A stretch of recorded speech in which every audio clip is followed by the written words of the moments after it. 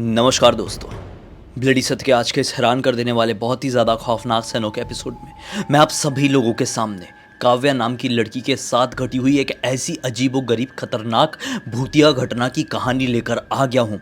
Guarantee बता रहा हूँ, इस कहानी को अंत तक सुनिए। आपकी जो सोच है, आपकी जो किसी भी चीज़ को समझने की शक्ति है, वो पूरी तरह से चेंज हो जाएगी। भाई ये इतनी ज़्यादा खौफनाक घटना है ना कि आप किसी भी चीज़ के ऊपर विश्वास करना छोड़ देंगे।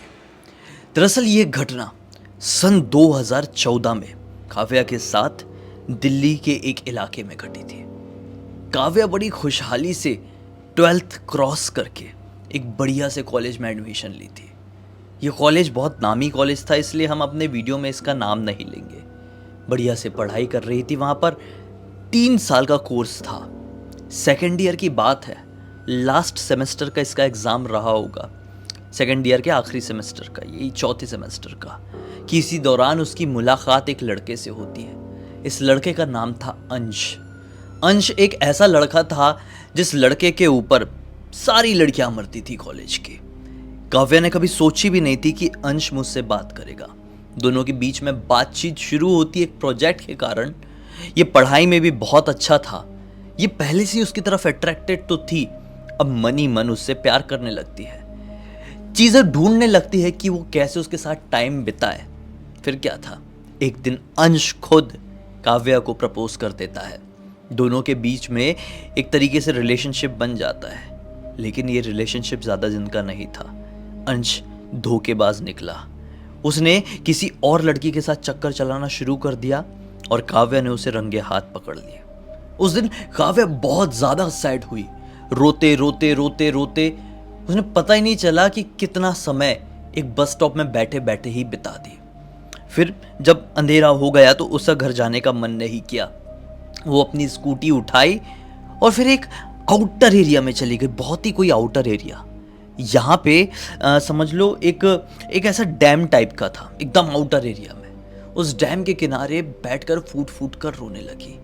रात के ना जाने कितने बज रहे थे। आज इसे सबसे ज्यादा नफरत हो रही थी तो वो थी इसकी लाइफ। इसके मन में उल्टे सीधे ख्यालात आए ही थे कि पीछे से किसी के पुकारने की इसको आवाज सुनाई दी। हेलो, एक्सक्यूज मी, आप वहां पर क्या कर रही हैं? ये तुरंत पलट कर देखी तो वहां पर खड़ा हुआ था एक दूसरा लड़का जो कि अंश से भी ज्यादा अच्छा दिखने में था।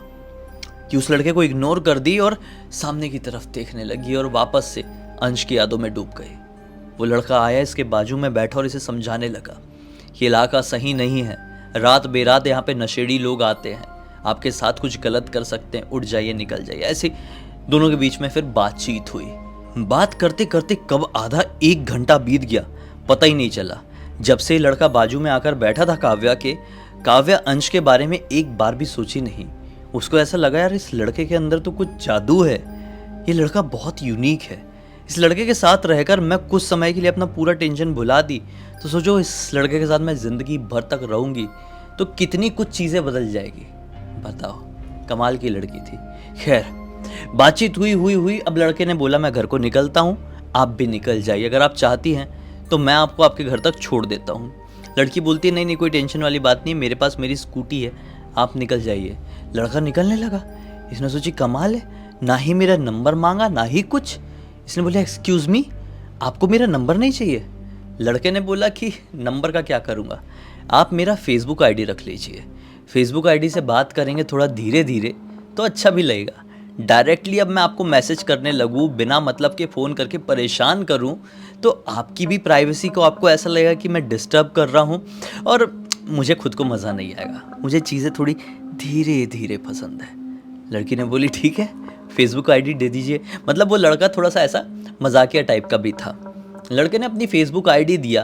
काव्या ने भी बोली कि ठीक है, घर जाते से आपको फ्रेंड रिक्वेस्ट भेजती हूँ। फ्रेंड रिक्वेस्ट भेजी और दोनों के बीच में बातचीत शुरू हो गई। कुछ दिनों तक ये चली बातचीत। राहुल नाम था लड़के का, वैसे नाम नहीं बताया आप लोगों को। कुछ दिन तक बातचीत बढ़िया चली और फिर ये लोगों ने मिलना जुलना शुरू किए। अब काफ़ी समय एक दूसरे के साथ बिताते, पता ही नहीं चला कि कब 1 साल बीत गए और लड़की की ग्रेजुएशन कंप्लीट हो गई। राहुल ने उसे बताया था कि मैं भी किसी फलाने फलाने कॉलेज में सेकेंड ईयर में ही हूँ, मेरी भी 1 साल की ही ग्रेजुएशन बची हुई है। अब जैसे ही इसकी ग्रेजुएशन कंप्लीट हुई तो काव्या अपने हीरो से क्या बोलने लगी कि हमें शादी कर लेनी चाहिए। लेकिन शादी का नाम जैसे ही उसने सुना तुरंत क्या बोलता है, मैं अभी शादी के लिए प्रिपेयर्ड नहीं हूँ, मैं तो दिल्ली से बाहर जा रहा हूँ। इसने बोली कहाँ? उसने बोला बेंगलोर। दरअसल बेंगलोर में एक बहुत अच्छी कंपनी है जो कि मेरे रिलेटिव की है, मैं सिर्फ अपने आप के ग्रेजुएट होने का वेट कर रहा था, मैं वहाँ पर जा रहा हूँ, कुछ समय तक वहाँ पर काम करूँगा, सेटल हो जाऊँगा, फिर हम शादी के बारे में सोचेंगे। इसने बोली ठीक है, 1 आध साल 1.5 साल की तो बात होगी, जाने दो। वो चला गया, जब तक ये भी अपनी चीज़ों में मशगूल हो गई, जैसे कि इंटरव्यू देना, जॉब ढूंढना। इसी दौरान ये उससे रेगुलरली बात भी करती थी, सिर्फ फेसबुक में। हैरान होने वाली बात ये थी कि इतने समय का रिलेशनशिप हो गया था, 1 साल से भी ज़्यादा का वक्त हो गया था, लेकिन फिर भी राहुल ने अपना मोबाइल नंबर इस लड़की को नहीं दिया था। जब कभी भी ये लड़की उसका मोबाइल नंबर मांगती थी, मना कर देता था, बात ही नहीं करता था।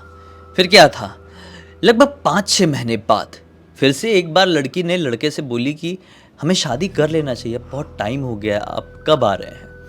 राहुल ने बोला कि ठीक है, अगर तुम्हें ऐसा सही लगता है तो मैं अपने घर पे बात करता हूँ और तुम भी अपने घर पे बात करो, अभी बहुत रात हो गई है, कल बात करते हैं। ऐसा बोल के ये गुड नाइट बोल के सोने के लिए चले गया। शायद ये भी अपना फेसबुक लॉग आउट करी और सोने के लिए चली गई। एक्साइटेड थी कि सुबह उठूंगी और राहुल से डिस्कस करूंगी कि कब शादी करना है, कैसा क्या, उस हिसाब से घर पे बात करूं भाई। अगले दिन उठी, राहुल को मैसेज करी, 1 घंटे बीत गए, कोई रिप्लाई नहीं, 2 घंटे भी, 3 घंटे भी, 4 घंटे भी, फिर 1 दिन बीत गया, कोई रिप्लाई नहीं आया। 2 दिन बीत गए, इसको थोड़ा अजीब लगा कि वो रिप्लाई क्यों नहीं कर रहा है। इसके पास ना ही राहुल के घर का एड्रेस था, ना ही कोई पहचान वाले का नंबर। ये कर भी क्या सकती थी? सिर्फ और सिर्फ इंतजार करते करते करते कब 8 महीने बीत गए, पता ही नहीं चला। अभी अंदर से टूट गई कि मेरे साथ क्या हुआ। पहले वाले ने भी धोखा दिया और इससे जिससे पहली नज़र में प्यार हो गया था उसने भी इतनी बुरी तरीके से धोखा दिया कि ऐसा गायब हो गया। मन में कई बार बुरे बुरे ख्यालात भी आते। 8 महीने बाद इसने सोची कि एक बार उसकी आईडी ठीक से देखती तो हूँ, हो सकता है कि किसी फोटो में किसी को टैग बैक किया होगा, समझ में आए, उसको जवाब दूँ। अब ये उसकी प्रोफाइल देखते देखते देखते देखते देखते नीचे नीचे नीचे नीचे गई। नीचे एकदम गई ना तो राहुल के साथ एक लड़की की उसको फोटो दिखाई दी। ये दोनों की फोटो बड़ी ही ऐसी, मतलब ऐसे उस टाइप की थी कि देख के कोई भी समझ जाए कि गर्लफ्रेंड बॉयफ्रेंड की फोटो है। इसका दिमाग खराब हो गया। ये एक फोटो नहीं थी, ऐसा पूरा एल्बम था फेसबुक की आईडी में उसके। वो एल्बम में जाके देखी और क्लियर हो गया कि राहुल की लाइफ में तो कोई और लड़की थी। इसको बहुत ज़्यादा हर्ट हुआ, बहुत दुख हुआ और उसी टाइम डिसाइड कर ली कि आज के बाद मैं कभी भी राहुल से बात नहीं करूंगी। पिछले 8 महीने से उसने मुझे एक बार भी कुछ भी जवाब नहीं दिया है, इनफैक्ट मेरा मैसेज भी सीन नहीं किया है। अब सब खत्म, अब मैं अपनी ज़िंदगी में क्या करूंगी? वो टूट गई। अगली ही शाम को राहुल का मैसेज आता है, टिडिंग। ये हैरान हुई, ये तुरंत ही मैसेज खोली, हाय। इसने भी जवाब दी, 8 महीने से कहाँ गायब हो, कोई मैसेज क्यों नहीं किए? अब वहाँ से मैसेज आता है, एक्सक्यूज़ मी मैम, मैं राहुल नहीं हूँ, राहुल की सिस्टर हूँ, और 8 महीने से आप क्या बोल रही हैं? राहुल की मौत तो लगभग 2.5 साल पहले ही हो चुकी है। ये जैसे ही मैसेज देखी बौखला गई कि क्या मजाक है ये। इसने बोली, राहुल तुम किस तरह का मजाक कर रहे हो? अगर तुम्हें बात नहीं करनी है ना तो मत करो। अब डायरेक्टली राहुल की आईडी से एक फ़ोटो आती है। इस मैसेज वाली फ़ोटो को ये ओपन करती है तो फ़ोटो कोई और नहीं बल्कि राहुल के अंतिम संस्कार की थी। इसका दिमाग वाइब्रेट हो जाता है। उस फोटो के नीचे डेट भी लिखी हुई थी। ये हक्की बक्की हो जाती है क्योंकि राहुल जिस डेट को इससे मिला था उससे लगभग 3 महीने पहले की ये फ़ोटो थी। ये बोलती है कि आप जो कोई भी हो, फ़ोटो मॉर्फिंग बहुत अच्छे से कर लेते हो। सामने से रिप्लाई आता है कि मैं जो कोई भी हूँ नहीं, मैं उसकी बहन हूँ और मैं अपने भाई की मौत के बारे में ऐसी बात नहीं करूँगी। और अगर तुम इतनी सही हो कि तुम राहुल से 1 आध साल पहले मिली थी, तुम डेली उससे बात करती थी, उसके साथ टाइम स्पेंड करती थी, तो कोई प्रूफ भेज दो। ये बोलती है ठीक है, मेरे पास भी बहुत सारी फ़ोटो है, जब भी मैं उससे मिलती थी उसके साथ फ़ोटो निकाला करती थी। वहाँ से जवाब आया कि भेजो भेजो। ये जोश जोश में गई अपनी मोबाइल की गैलरी में, वो वाला हिडन एल्बम खोली जिसमें इसने राहुल और खुद की फ़ोटो को लॉक करके रखी हुई थी। जैसे उन फोटोज़ को देखी तो दिमाग के परखच्चे उड़ गए क्योंकि एक भी फ़ोटो में राहुल दिखाई नहीं दे रहा था। केवल ये अकेली ही थी। इसको ऐसा लगा कि ये क्या देख लिया मैंने, ये जमीन फट जाए और मैं उसके अंदर धंस जाऊं। मतलब मैं राहुल के साथ इतना टाइम स्पेंड क्यों, मैं तो इससे इतनी बातचीत क्यों, इतनी सारी फोटोज निकाली थी, उसको एक एक मेमोरी याद थी कि ये फोटो मैंने ऐसी सिचुएशन में निकाली थी, वो फोटो मैंने ऐसी सिचुएशन में निकाली थी। तो इन फोटोज में राहुल क्यों नहीं दिखाई दे रहा है? मैम आप फोटो भेज रही हैं नहीं, यहाँ पे इसका दिमाग खराब हुआ पड़ा है, एक भी फोटो में तो राहुल दिखाई दे ही नहीं रहा है। इसके हाथ पैर कांपने लगे। अचानक से सामने रखे हुए टेबल में एक गुलदस्ता रखा हुआ था, वो धड़ाम से गिरा और जैसी वो गिरा उस तरफ इसकी नजर पड़ी तो जोर से चीखी, क्योंकि वहां कोने में राहुल खड़ा हुआ था। बेहोश हो गई। बस ये अगले दिन जब जागी है तो हॉस्पिटल में थी। इसकी मम्मी इसके सामने थी। मम्मी को देखकर ये फूट फूट कर रोने लगी और A to Z पूरी बात बता दी। मम्मी समझ गई कि बेटी का दिमागी संतुलन ठीक नहीं है। साइकाइट्रिस्ट के पास से इलाज शुरू हुआ। आज कितने साल हो गए हैं? 9 साल होते आ गए इस घटना को। इन 9 सालों में राहुल अभी भी कहीं कहीं इसको दिखाई देता है। साइकाइट्रिस्ट और बाकी सारे लोगों का ये कहना है कि राहुल जैसा इसके लाइफ में कोई आया ही नहीं था। केवल राहुल इसका एक वहम था, एक इल्यूजन था, जो कि अब पूरी तरीके से ठीक हो चुका है। अब इसको ऐसी कोई प्रॉब्लम नहीं होनी चाहिए। लेकिन ये अभी भी कहती है कि राहुल अभी भी मेरे बिस्तर में बाजू में आकर लेटता है, मुझे घूर घूर कर देख रहा होता है, मुझसे बात करने की कोशिश करता है, लेकिन ऐसा लगता है कि उसको मुझसे बात करने से कोई रोक रहा है। राहुल की आंखों में अभी भी काव्या को प्यार दिखाई देता है, लेकिन ये चाहकर भी उससे बात नहीं कर पाती है, क्योंकि बात करने के लिए जैसे ही अपना मुंह खोलती है तो इसका पूरा शरीर कांपने लगता है।